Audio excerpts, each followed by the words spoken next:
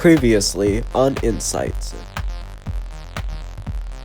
You know, I never seen a black president. Like every president we talked about was a white guy.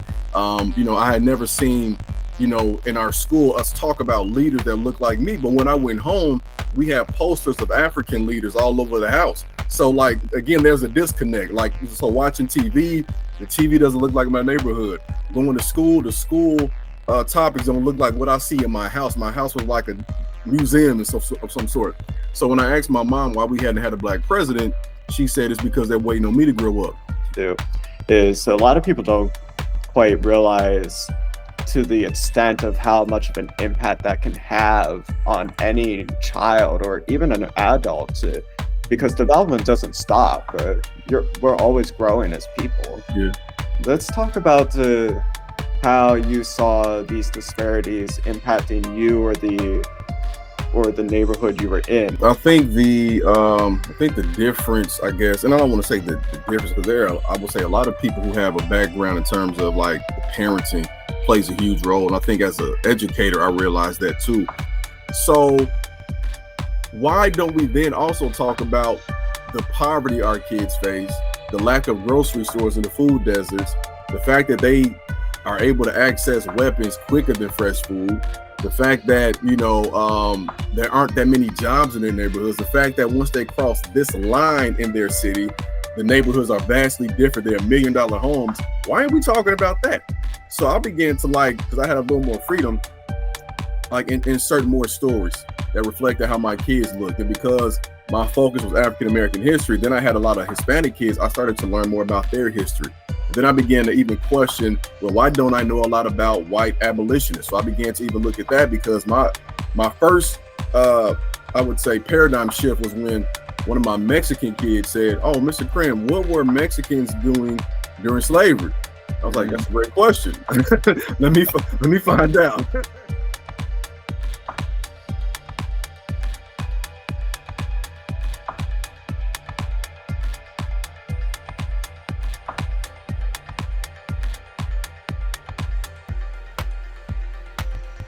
And also too, like you alluded to previously, you begin to see this vast intersection of so many things, because I began to teach them about, of course, with the Spanish Empire, Father Miguel Hidalgo, but then also two Afro Latinos and people like Vicente Guerrero, who became the second president of Mexico after they gained liberation, Afro-Mexican guy, and he eradicated slavery there. Like, I want to say, I think it was 30 some odd years before America did, right? So you have black folks who are running to Mexico for freedom, right? That's something I had to learn myself.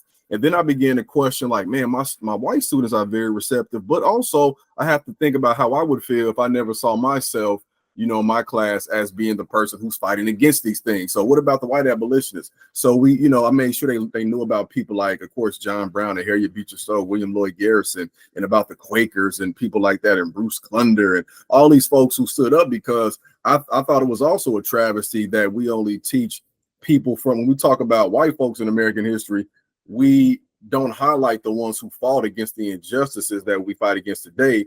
And through that, I began to realize even more, that's because they don't want you to teach that. They want me to teach the status quo. Teach Columbus was great. George Washington was great. Teach we only had a few different problems and hiccups, and Dr. King saved the day. And and now we're pretty much all okay. So that was the curriculum challenge. But then also at the same time, I'm fighting the challenge in meetings of hearing comments about my students that I know are coded and veiled racism, and having to build the courage to speak up for them, because if I don't speak up for them, then how are they being treated in the class? So it was like an amalgamation of all of that, man.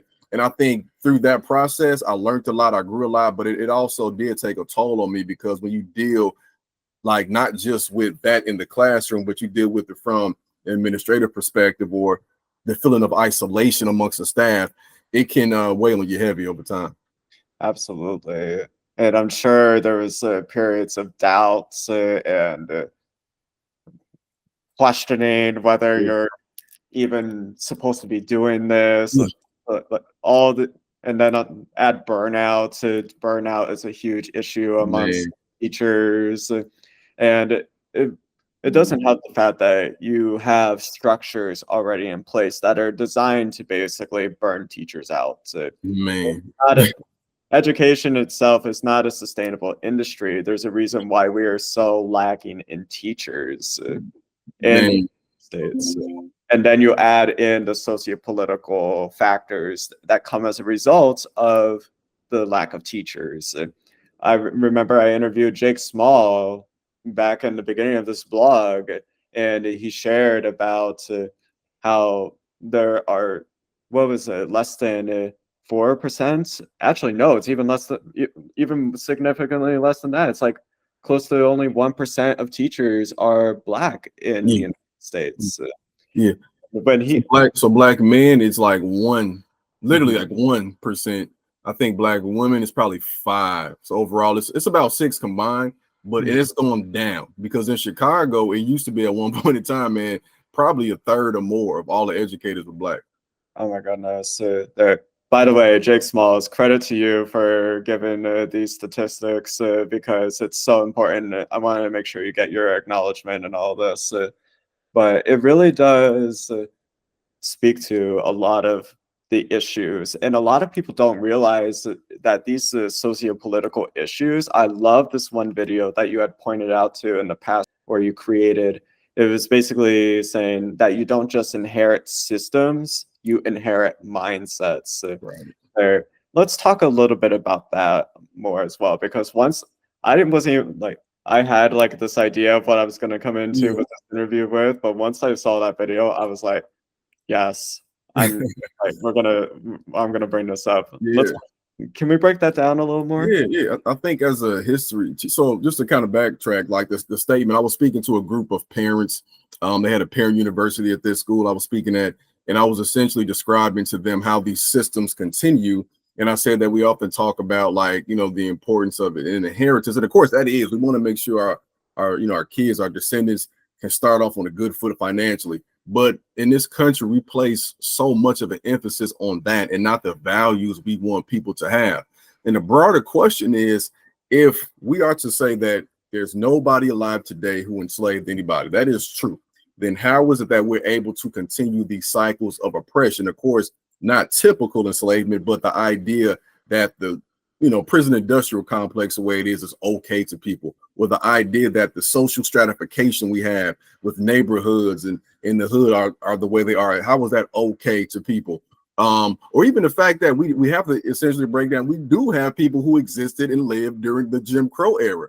And if you were, in your teens, or if you were in your 20s during the 50s and 60s, Black, white, Hispanic, Asian, indigenous, you saw and heard of some things that you had to consciously choose to accept and embrace as being wrong or to deny it. And whether you did that or not would depend on probably how you were brought up, but also to your ability to break the mold. Because I've studied people throughout the history, people like John Mulholland, who grew up in a household where that wasn't necessarily taught, and descended from people in this country who did enslave, but then decided to say, no, I got to take another route, So I think that we have to be very honest in this country. Our education systems, especially from a historical perspective, were created post-enslavement to institute the same social norms. I'm reading a book right now about this. I think it's called The New Education for the New Slavery, something like that. And it's talking about how in the South, they wanted to make sure there was education in place that would make Black people know their social status, right? Like this. So if slavery so-called ends in 1865, Jim Crow era, we say around the 1965, 68 or whatever, when did this country, like, let's not even get to reparations financially yet. When did this country say, you know what, if the way we educated people and taught people and raised people led to people thinking that that's okay, even Jim Crow, having kids look at bodies dangling from trees, right, and thinking that's okay, when will we say, you know what, we need to reevaluate the approach that we teach children with in terms of curriculum, content, but then also to the character development.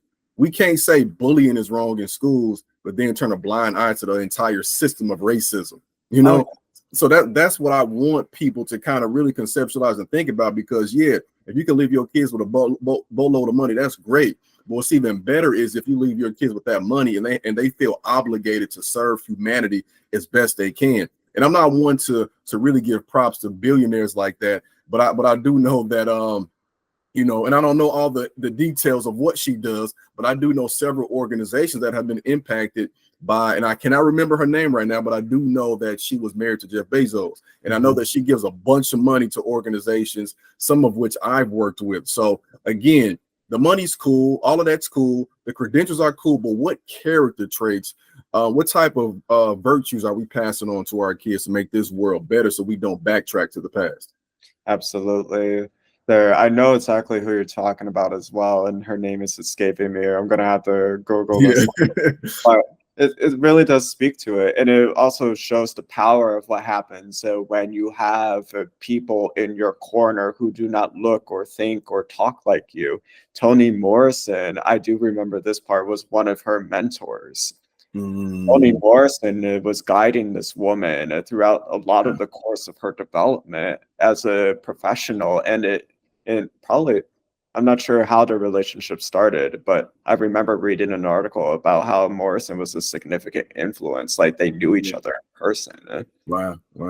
When it's so important to let's go into this as well, because we talk about the legacy of segregation. We talk about how the overall Black history itself is just not taught. So we, like you said, we start history with Europe and then we expand out. We don't go into the fact that there were things happening in Africa before, like that's our home. Like that's where everything started. I literally just got back from South Africa, one of the earliest sites in terms of just age, not in terms of discovery, the earliest known human remains aside from Ethiopia are down in South Africa. This is where for better or for worse, this is where our birth happened, and we can't metaphorically and literally speaking, we can't even acknowledge our mother. We can't acknowledge the fact that this is where we began. One of the things I was wondering about as well in terms of these challenges is you're going through all of this and you're trying to teach, and like you mentioned, you can't be a hero, but you're also trying to enlighten the crowd. You're trying to enlighten the masses. Like, what were some of the lessons that you were taking away from all of this? Because I'm sure it definitely taught you something. Yeah, I would I would say I began to realize that, you know, true education doesn't happen by sitting down all day and taking notes from somebody who tells you the right way to do things. When you even practically think about it, and we study this in education school, so it's mind-boggling to think that we have all the studies, but we don't listen to them. We're supposed to be the institution of education, right? They say that you learn the most when you teach something. Okay, now that might not make sense to people, but when you like if you have to be in a position to teach somebody a sport you never play, like I have an online K-5 class, and one of my kids said that he was playing pickleball the other day, you know, and I never played it before, right? I played tennis, never played pickleball. I know that's the new thing, but it would be different for me if I was trying to learn pickleball myself versus trying to teach it, right? So as I'm learning it, I then want to say, let me teach my kids it. It puts you in a different perspective and position, right? Also, as an educator, I remain the smartest in the room because not only am I teaching it, but I'm moving around. We learn more through movement, right? So I would be in a position where I'm realizing these things, learning these things, but then it's like, well, I got 30 kids. So how am I even going? It's not even feasible. The whole dynamic of the public school system is like it's the antithesis of education, you know, how you learn. So you're gonna get one person 30 kids and expect them to figure it out, you know, like 15 should really be the limit. So I was the guy, the teacher that I tested every single limit I could in that school. Like, it's me going to my immediate supervisor, who was an amazing leader who understood me. And I would say, hey, I want to take my kids outside. I'm not going to go off campus. I just want to walk around. Look, can we just go outside? And she was cool with it, right? And she was like, yeah, if anybody gives you any problems, let me know, right? So it got to the point where the older I got into teaching, the more I said, like, I got to think outside the box at least once a week and do something different. I understand I got to get these test scores up because that's important for the money, but I got to get these kids moving, because if they're not moving, they're not going to learn. And by the time they get to me after 3-4 hours, they're already tired. I get why they want to go on their phone, because they just hear teachers yell at them all and talk to them and talk at them all day. So I'll take them outside. We're doing, discussion circles and passing the ball around. And because my kids love soccer, I got a class soccer ball. We're doing role playing things. I'm trying to find ways to take us to different parts of the school. So like that for me was the thing that made me realize that the way we have school set up just doesn't work. Because I have to go through all of this, but then I have to also worry about teaching the kids how to read and write and do all this type of stuff too. I mean, for me, like, history would be most impactful if, when you tell me, if I'm telling my kid, yo, this happened in the 1780s, I need to be able to show you that. Chat GPT maybe go, because like if I was teaching now, I'd be using the hell out of Chat GPT, because I would be like, I would have them create some type of script to put in there. But if we could go on a field trip once a week, that's ideal, like if you can learn about the Civil War, but then also learn about the people in your own town that fought. And the town I taught in did have people. Let's go visit that dude's mansion. It might not be a historical marker, but let's go see it. So until education gets to that, and until we're able to have kids like critically dissect their community and connect it to the past and how those cycles were established, we're going to keep reproducing the same thing. And we're going to keep producing kids who aren't even, able to adapt to this new economy and workforce, And I would also say too, having, in the mid, like halfway through my teaching career, I dealt with a hate crime that was, posted online and went viral. So that also gave me this push to say that I can't turn a blind eye to what our kids need to know. I need to be urgent in how I'm teaching this. And I need to also encourage them to speak out for the things they care about, like I do. One survivor to another, I know that's hard. And even just talking about it, that is difficult. They're going through something like that. It really does put a lot of things in perspective for you as well. I can't speak for your experience, but I know for me, when I went through what I did, it was I remember just like feeling so much. I was a kid when I went through that. I was just turning 16. And I remember how all that anger, all that like shame and guilt, not just with myself, but the anger I had at the one who perpetuated it, all of it, how that roiled inside me. And yeah, no one like, it wasn't that, one, I was afraid to talk about it because it was so close to home. And then two, it was, even if I did talk to somebody about it, who was going to be there to walk me through it? Because like, there's so, like, we have so much, how do I want to phrase this? There's so much stigma around even acknowledging our own experiences. It's like, just to shape up and ship out and get going. There's no, hey, acknowledge what you went through, acknowledge those feelings, give them validation. And then when you are internalizing all of it, like, it's okay to be angry, but make sure you don't take out that anger on other people. Like, learn how to cope with that. If you don't mind my asking, what was the process of healing from that like for you, if you're willing to share? It's an ongoing process. I think the thing that helped me was talking about it. Prior to that moment, I was timid in terms of speaking out publicly about things, right? I was an activist, but my form of activism was solely within the confines of the four walls of that class. I might show up to a protest, but I'm not speaking. I'm in the back holding a sign, whatever. I think that incident, being called the N-word, spat on, like it, I had all this frustration built up inside because of what I already knew about history. So it was like, at this point, you disrespect me for like minding my business, I have to speak up and speak out. And I think it became cathartic for me. I started doing that in 2016, but with Facebook posts. By January 2017, I had friends asking me to share my story with students, and that became cathartic. I would say every time I spoke about it, it felt good to me because I already knew how to teach. So I was able to bring all my years of teaching, all the lesson planning skills, and combine it with one lesson centered on how I persevere through that and what you can learn from it. And I knew a lot of our kids did too. So we started the Black Student Union at the school for the first time. And you hear these kids' stories, and that was therapeutic for me too. Like before I even stepped foot in the therapist's office, hearing these kids talk about what they dealt with, and then me sharing my story and my other colleagues as well, that helped out a lot. Of course, seeing a therapist helped, but I would say like it was difficult to even find one. And even now, like I was at a point a few months back, I wanted to find another one because I haven't seen a therapist in a long time. But the process is so difficult, I just always stop. But the thing that helped me was I started writing my book before I met with the therapist. And to the point when I first met with the guy, he told me he wanted me to handwrite my story.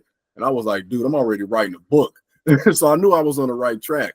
And there's a therapist I follow now named Dr. Raquel Martin. And she said something powerful recently. She said that, you know, healing doesn't always look like therapy for people. And I think I'm a testament to that because through that speaking process, the writing process, being unapologetic about sharing my story, I felt myself slowly healing.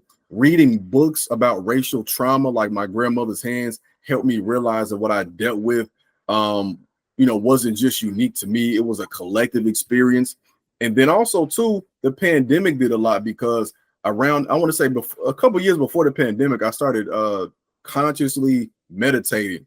I started doing yoga from a suggestion from one of my students. And I had back problems one day, and I had a student, this girl, 16, 17, telling me again, being wise enough to know what I don't know and being able to realize that kids can teach me too. She said, you should try yoga. And me trapped in this prison of patriarchy, I'm like, me? I ain't never seen a man doing yoga. Like, what is like, so, I promise you, but that's why representation matters. So I go on YouTube, bro. I every single day, if I don't stretch, I feel weird now, you know? So that helped. Meditation helped. I started incorporating that in my class. Like every Monday, it was meditation Monday. You know, we're gonna meditate at least 5 minutes. If you don't want to meditate, just sit quiet, don't say nothing.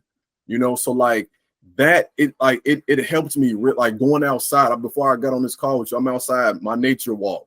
These are all things that help me. Finding time to read, listening to the right music, journaling occasionally still. So I think that we all have to find ways, and we can't let these stigma society places on us because people would tell a man that, well, you got to just push through it. Like, no, I don't want to just push through it. I want to face it. I'm still learning. This is eight some odd years later. I'm still learning how to speak up about how I feel. Okay. Not just in like racial situations, but like being like with my wife, like, yo, that I saw that movie that made me feel sad. Like the first movie I told you about, We Grown Now. I felt a certain way. I was triggered because that's how my childhood was like in some respects, right. and not denying that. So I think that, you know, it's a holistic process. It's not just talking to somebody. It's about what we do on a daily basis. It's about being comfortable with your feelings. It's about unlearning these stigmas we get. Like I'm still learning, like to let my guard down when I feel the watery eyes come up, you know, meditating as much as I can, yoga. The thing that's got me, like I would say the best form of therapy now over the past year has been me revisiting strength training, which is something I used to do a lot early adulthood in college, but now I'm back in the gym, I would say like 4 or 5 days a week. And that's a great stress relief for me too. I loved what you said about that, especially when you were talking about pushing past the stigmas and everything about healing, about how it's too feminine or too this, too that. I resonated with that a lot in the sense as well, not only just because of the femininity aspect of it, but coming from my experience when I was growing up in this very rural community in Pennsylvania, trying to figure out who I was, realizing I was gay. like getting knocked around by people who don't like gay people, having it be someone who is very close to home doing the knocking around. It left that scar, like all like that's the thing people don't talk about, is the fact that the body heals. And thankfully I wasn't brutalized to the point where I had to go to the hospital or anything, but the mental scars are still there, especially when you go through something and it happens so close to home. That followed me around for years. But how this relates to what you had said was, you talk about pushing past stigmas. I think it's also important to also unpack these categories, these boxes, these labels that society puts us into.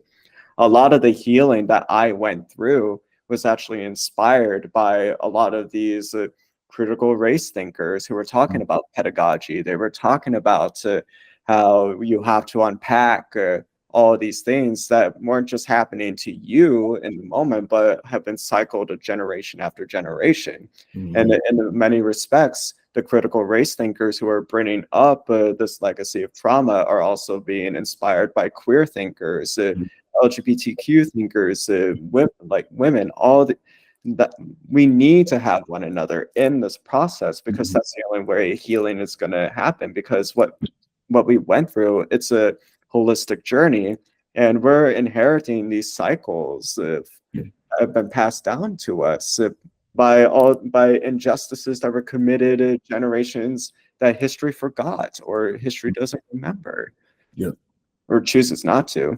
Exactly. One of the men who was most influential in this for me, he was actually, like, he was born and raised in Washington, D.C., moved up to rural Pennsylvania, and that was how I met him. We were both photographers, and we went to an event, but he also became essentially a mentor and a counselor for me. And if you looked at him, he's like 6'4", huge, but also this very loving and kind man, Black man who literally knew about the psyche. He had worked with getting people out of gangs. He also worked with getting people out of white supremacist groups. So yeah, and he also worked with a lot of kids who had been knocked around and abused for being LGBTQ, and he had worked with those kids as well. Society would have said that because he is this straight Black man, that like, who is he to really have like this sense of empathy? Like, that's the thing that I have a problem with in terms of a lot of the issues that we are going through now, is that we have put everyone in all these categories and titles and labels, and we have, like, people have been so divorced from humanity.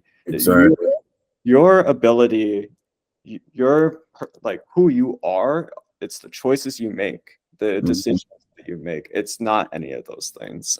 We have dehumanized people so much, man. And I think it's important to remember, especially in America, that our trauma is not an individual thing. It's a collective thing. Like we are hurt collectively, and we will heal collectively. And that's one critique I would have about traditional therapy too, because, and it does help to have a one-on-one conversation, but the things that happen to you, the things that happen to me, it's not like, again, we're not unique. These things, we're at a point in time in history now when we speak up about it, there are more ears to listen. There can be some type of, penalty or justice to a certain degree, but we come from folks who maybe 20 years, 30 years ago, man, like not too long ago, where that was just, okay, it happened.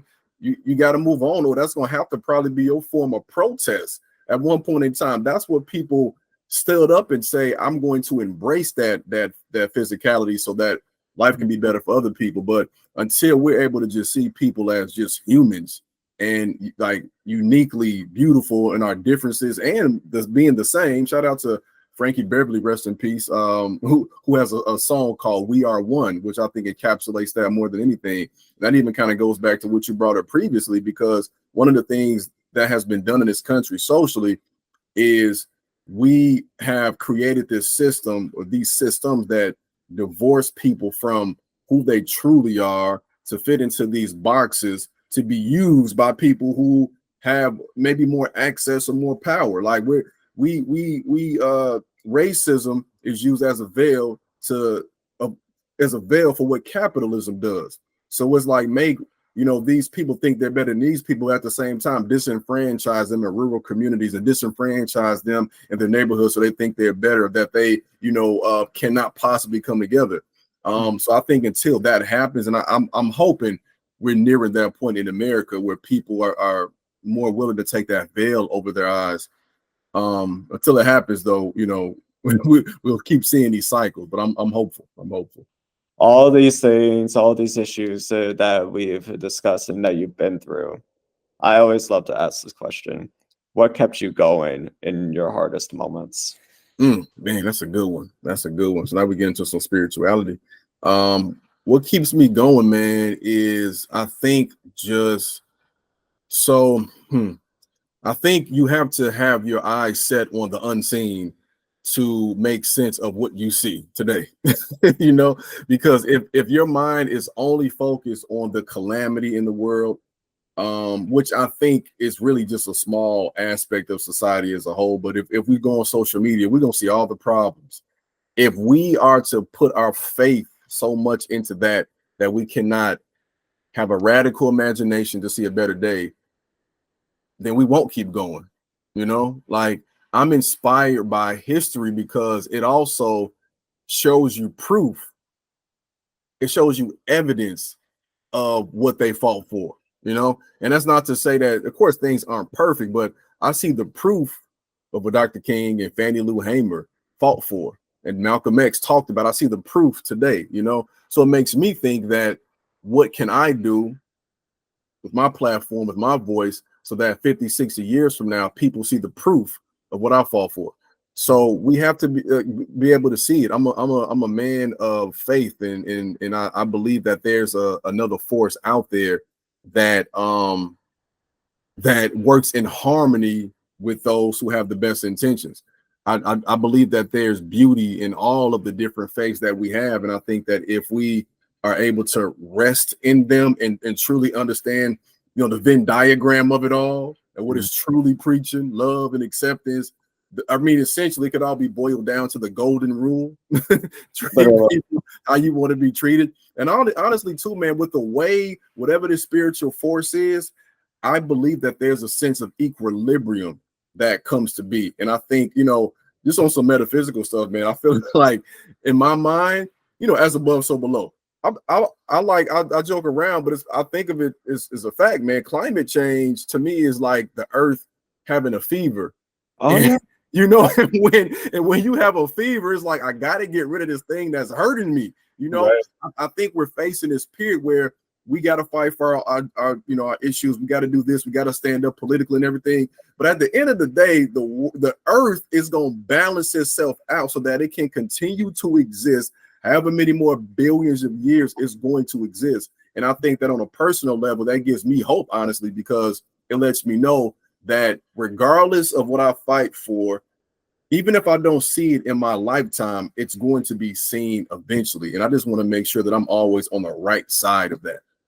I love that. And I loved how you touched on that as well. I keep telling people there is no coincidence that climate change is happening. Where you have the worst mental health crisis globally, not just in one country, globally. Man, and fascism is on the rise. Yes. They're all connected. They're all connected.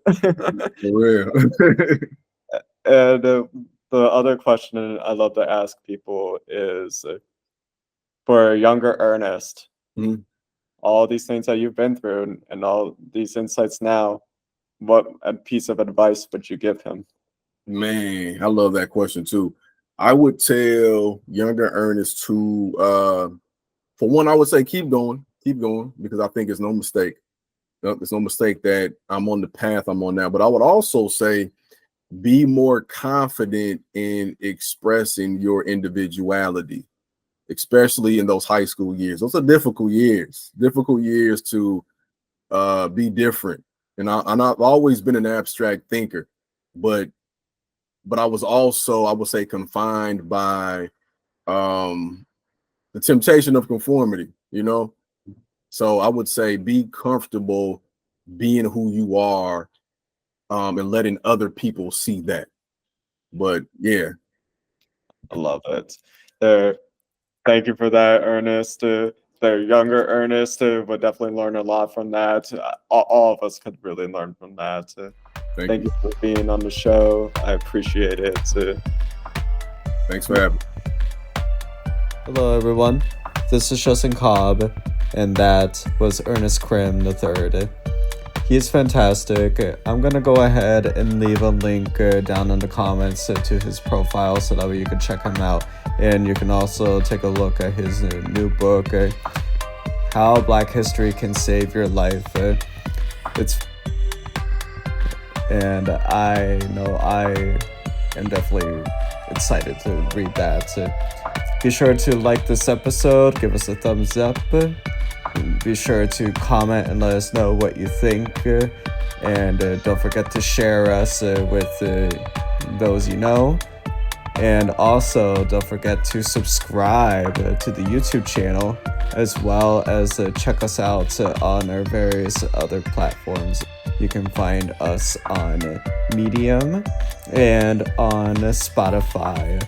There you will find exclusive insights that you can't encounter anywhere else. Definitely go ahead and do that.